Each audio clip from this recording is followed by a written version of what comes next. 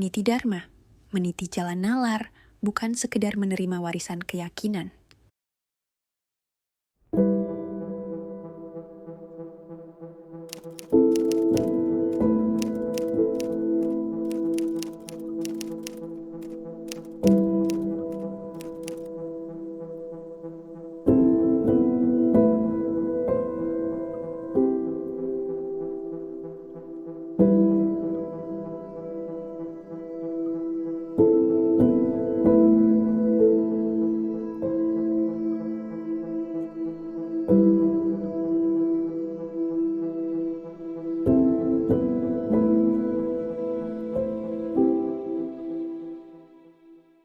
Di negeri ini, sila pertama sering dijadikan alasan untuk membenarkan dominasi kelompok agama tertentu.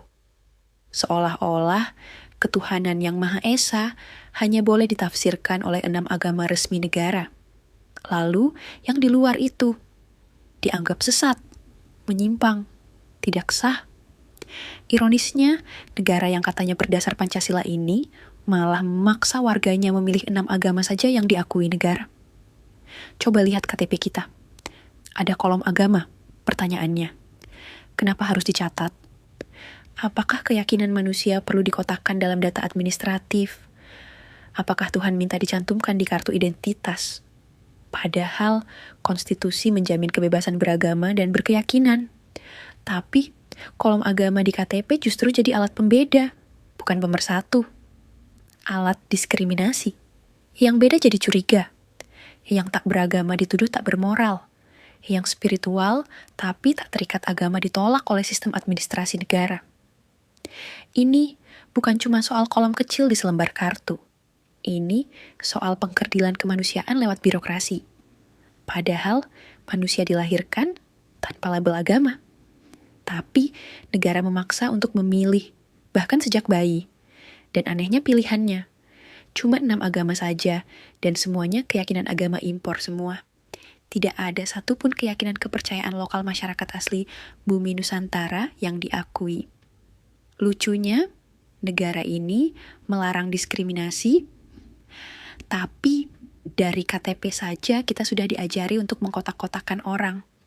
Kalau Pancasila adalah dasar negara, maka kolom agama di KTP itu justru mencederai Pancasila itu sendiri. Karena ia melanggar prinsip keadilan, kesetaraan, dan kebebasan spiritual. Tuhan tidak butuh diwakili oleh formulir.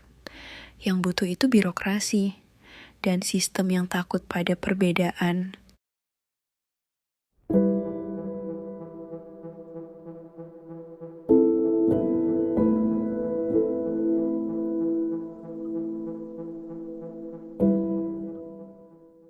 Tapi, masalahnya bukan hanya soal pengakuan terhadap keragaman spiritual, melainkan juga diskriminasi administratif yang masih terus dipertahankan kolom agama di KTP.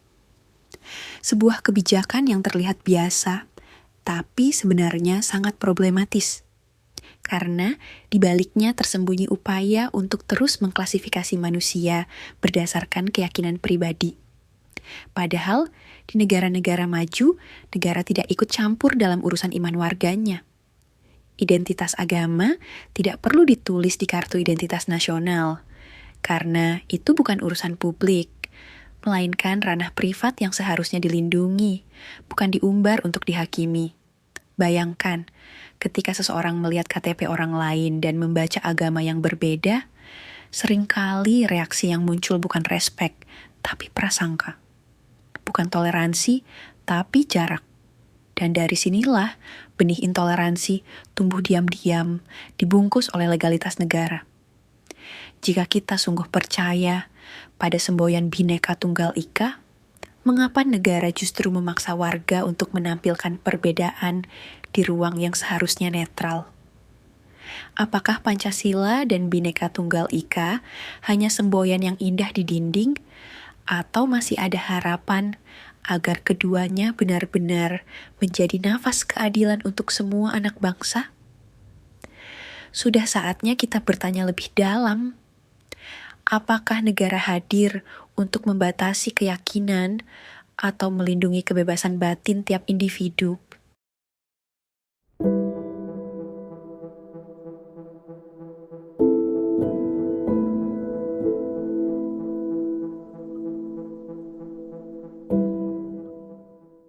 apakah Pancasila dan Bhinneka Tunggal Ika hanya semboyan indah yang tergantung di dinding gedung-gedung pemerintahan? Atau masih ada harapan agar keduanya menjadi napas hidup keadilan sejati untuk semua anak bangsa, tanpa kecuali? Sebab jika benar Indonesia menjunjung keberagaman, mengapa keragaman kepercayaan justru dibatasi hanya pada 6 agama resmi saja? Padahal dunia ini memiliki lebih dari 4.200 keyakinan dan jalan spiritual yang hidup dalam budaya dan masyarakatnya. Ironisnya lagi, keenam agama resmi yang diakui itu semua adalah agama impor. Bukan lahir dari rahim bumi Nusantara sendiri, seperti sebuah rumah makan yang menamai dirinya khas Nusantara, tapi hanya menyajikan 6 menu dari luar negeri. Apakah itu bisa disebut mencerminkan keragaman Nusantara? Dan kita belum bicara soal luka sejarah. Diskriminasi spiritual yang terjadi hari ini bukan tiba-tiba. Ia adalah sisa warisan kolonial. Ketika penjajah Belanda memakai politik identitas berbasis agama sebagai alat untuk memecah belah penduduk pribumi. Kini, saat bangsa ini telah merdeka, pertanyaannya, apakah kita sungguh-sungguh merdeka juga dalam hal berkeyakinan? Di negara-negara yang lebih maju, negara justru tidak ikut campur dalam urusan agama. Negara tidak menunjuk mana agama resmi atau tidak. Selama keyakinan itu tidak melanggar hak asasi manusia, maka negara berdiri netral dan membebaskan rakyatnya menjalani spiritualitas sesuai suara hati mereka. Karena pada hakikatnya, agama, keyakinan, dan ibadah adalah urusan pribadi. Itu ruang batin setiap individu, dan negara tak seharusnya mencampuri.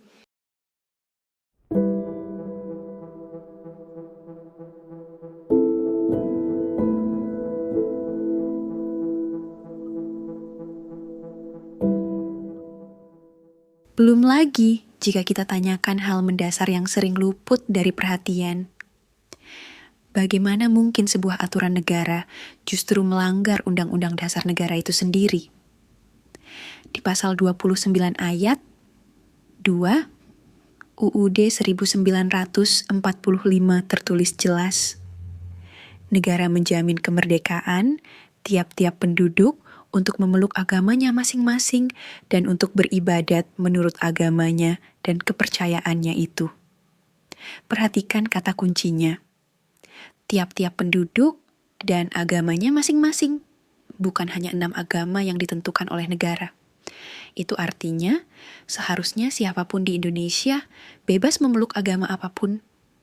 Bahkan agama yang tidak diakui negara sekalipun. Termasuk Shinto, Yahudi, Bahai, paganisme, atau bahkan kepercayaan lokal seperti Sunda Wiwitan, Kapitayan, Kejawen, Parmalim, dan lainnya. Tapi realitanya, negara membatasi pengakuan hanya pada 6 agama yang ironisnya semuanya adalah agama impor, bukan hasil perenungan spiritual rakyat Nusantara sendiri. Islam dari Saudi Arabia, Kristen dan Katolik dari Eropa, Hindu dan Buddha dari India, Konghucu dari Tiongkok. Kenapa bisa seperti ini? Jawabannya ada dalam sejarah kompromi politik penguasa. Di masa Orde Baru, demi stabilitas dan kontrol, negara memilih menyederhanakan keberagaman dengan mengakui hanya 5, kemudian jadi 6 agama resmi. Keputusan politis ini terus diwariskan hingga kini. Ketika negara ikut campur dalam mengatur agama, disitulah akar diskriminasi tumbuh, sebab negara akhirnya tidak lagi netral, tapi berpihak. Masyarakat dipaksa mencantumkan salah satu dari 6 agama di KTP mereka. Kalau keyakinanmu di luar itu, ia dianggap tidak beragama.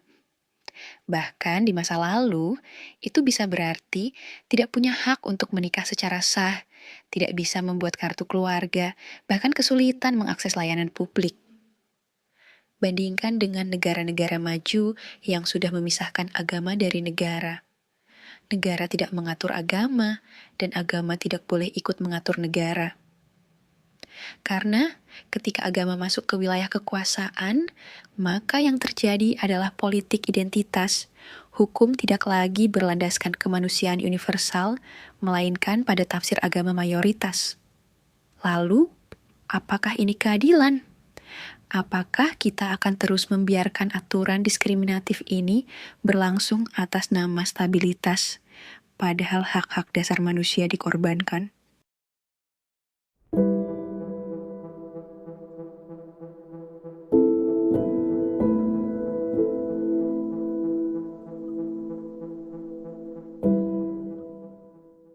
Kita bagikan informasi sejarah, bagaimana peran Orde Baru dan BP Cucu dalam membentuk kebijakan agama yang membatasi pengakuan hanya pada 5 agama dan akhirnya jadi 6 agama resmi, yang berdampak besar pada diskriminasi spiritual dan munculnya kolom agama di KTP. Sejarah singkat, Orde Baru dan penyeragaman agama.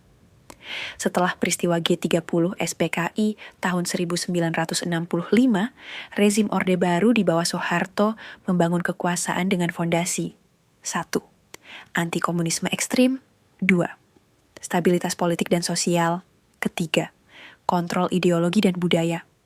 Untuk itu, mereka menafsirkan Pancasila sebagai satu-satunya asas ideologi negara yang harus dibenarkan secara terpusat.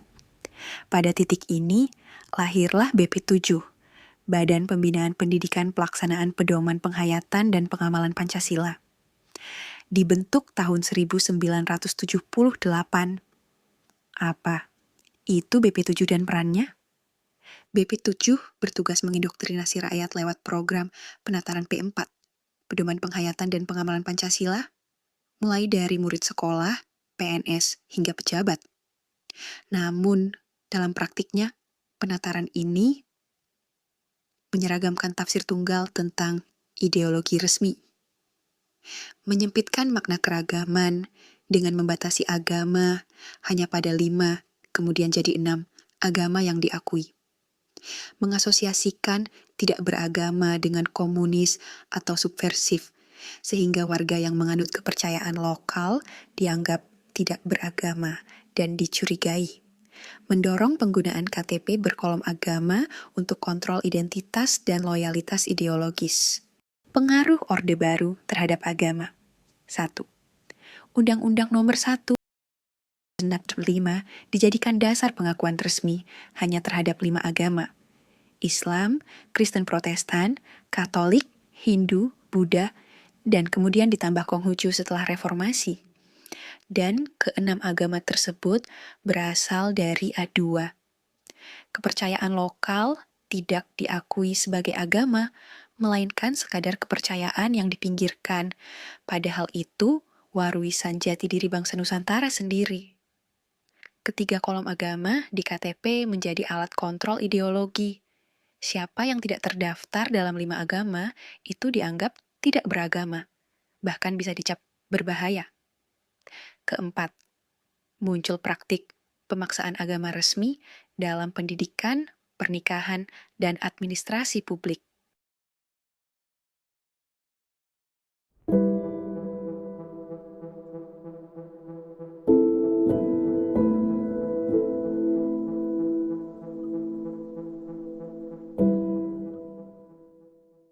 Bayangkan ini, seseorang menganut ajaran Bahai atau Shinto, tapi di KTP-nya terpaksa memilih Islam atau Kristen karena hanya itu yang tersedia.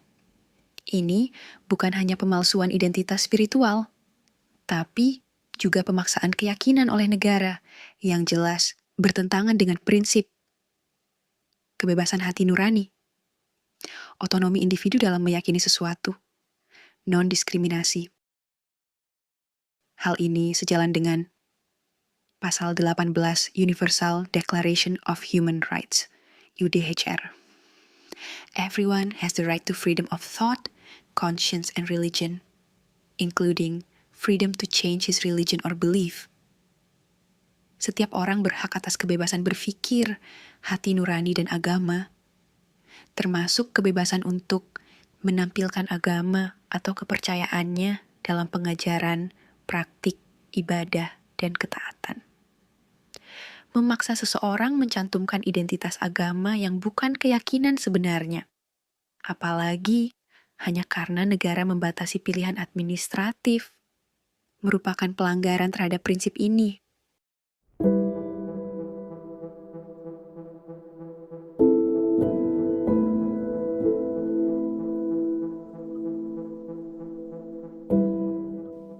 Diskriminasi struktural dan hak sipil. Jika orang Yahudi, Shinto, Bahai, atau penghayat kepercayaan lokal Nusantara tidak punya akses administratif, karena kolom agama hanya mengizinkan 6, maka hak-hak lain seperti pendidikan, pekerjaan, pernikahan, warisan, dan layanan publik bisa ikut terganggu. Ini menciptakan diskriminasi yang tersistematis oleh negara.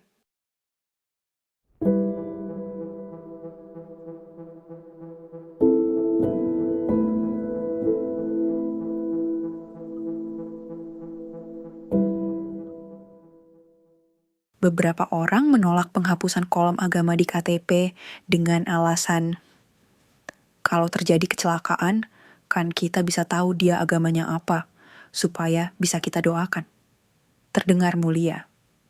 Tapi, mari kita pikirkan sebentar. Di negara-negara maju yang KTP-nya tak mencantumkan agama, ketika terjadi kecelakaan, fokus utamanya bukan doa, tapi penyelamatan nyawa. Bukan agama korban yang ditanya, tapi golongan darah, kondisi luka, dan butuh pertolongan medis apa. Toh, orang yang sedang berdarah-darah di jalan, yang dibutuhkan bukan didengar doanya, tapi diselamatkan hidupnya.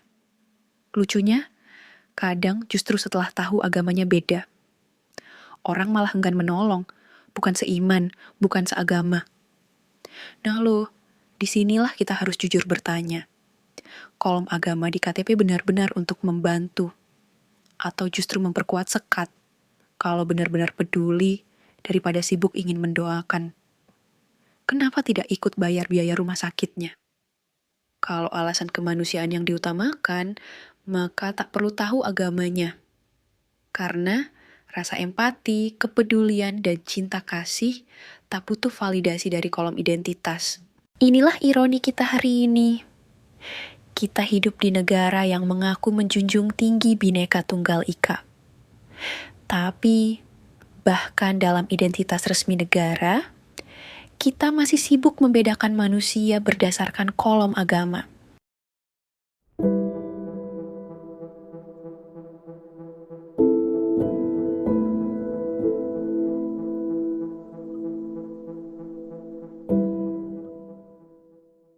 Terus, bagaimana solusinya?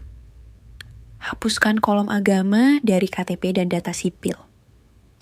Akui semua bentuk keyakinan, termasuk agama minoritas, dan khususnya kepercayaan lokal asli dari bumi Nusantara.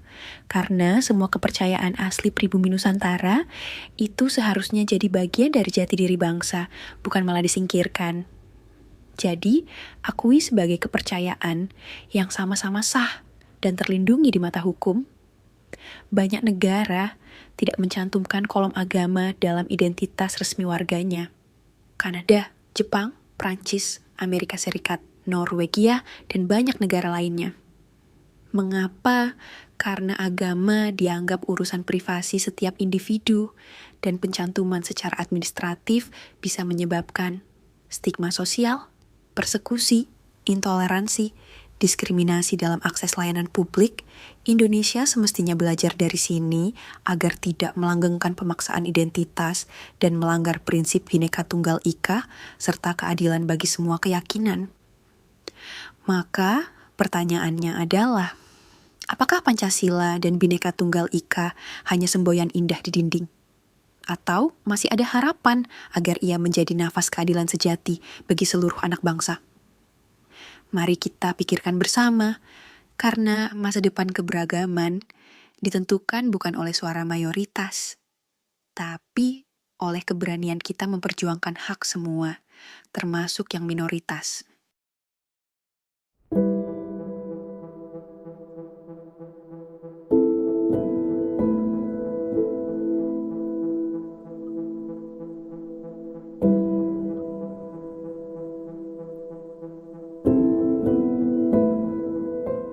Kalau kamu suka video ruang refleksi seperti ini, jangan lupa subscribe dan nyalakan notifikasinya. Sampai jumpa di video berikutnya, di mana kita terus belajar, bukan untuk merasa diri benar, tapi untuk jadi manusia yang lebih sadar.